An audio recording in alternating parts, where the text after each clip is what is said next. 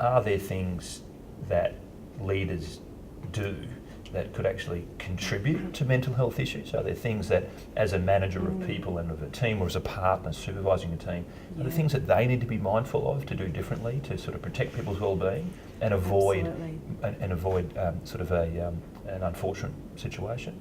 It can be very uncomfortable for managers to acknowledge that there may be something that they are doing that is contributing to a mental health issue in their workplace. Even great managers and leaders can be having a negative impact on their employees in some way. So this might look like setting unrealistic expectations, role uncertainty or task uncertainty within your role, a lack of feedback, support and direction provided, modelling or encouraging unhealthy behaviours themselves, or even rewarding these types of behaviours. And perhaps missing or ignoring some of the telltale signs. What is the key is to get in early and to identify obvious issues as well as potential future likely issues in the workplace. So there's a real responsibility on anyone that really leads a team now, I think, is what you're saying, because the way you delegate, the way you supervise, how you role model, all of those things can have an impact, positive or negative, on a person's well-being. That's absolutely true. As a manager, it is possible to have a very positive impact in the workplace, and that's via things like providing role clarity, providing that feedback and support that I talked to, and also to model the appropriate behaviours. So if you've got a sort of a manager that does these things and they kind of, they're aware of the demeanour changes that you mentioned earlier, and performance changes. I mean, what's your advice to them, to those managers, if they notice any of these early signs? So it can be very challenging for managers when they're faced with a mental health issue in the workplace. And the stigma in the legal profession in particular around the negative mental health issues that may be faced by lawyers is very, very high. So the key really is for managers to get in early.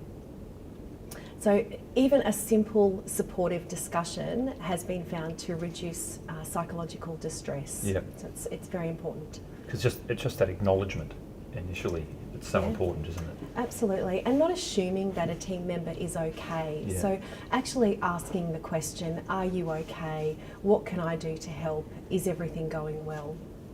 How important is to do that quickly in a timely way? It's absolutely critical to do it in a timely way.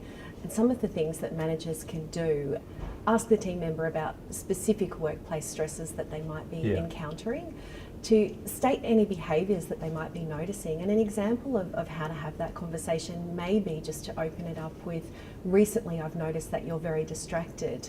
Is everything going okay? Seeking confidential feedback from co-workers can also be of assistance.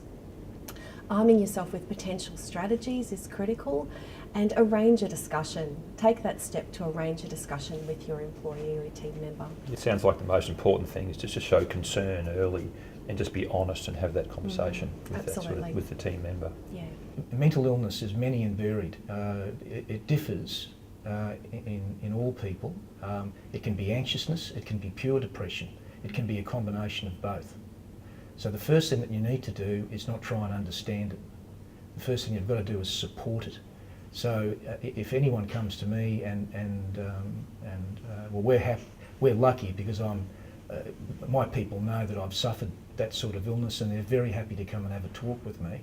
And quite often there's a resolution, at least as to what they're going to do from there. And I understand that in some firms that's not possible. We're lucky, I guess, in that regard.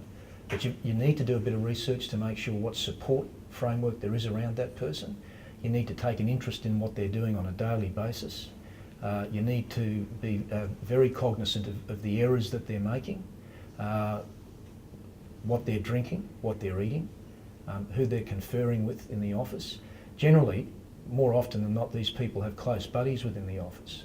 So it's very easy just to go and tap one of the buddies on the shoulder and say, "You've got a minute?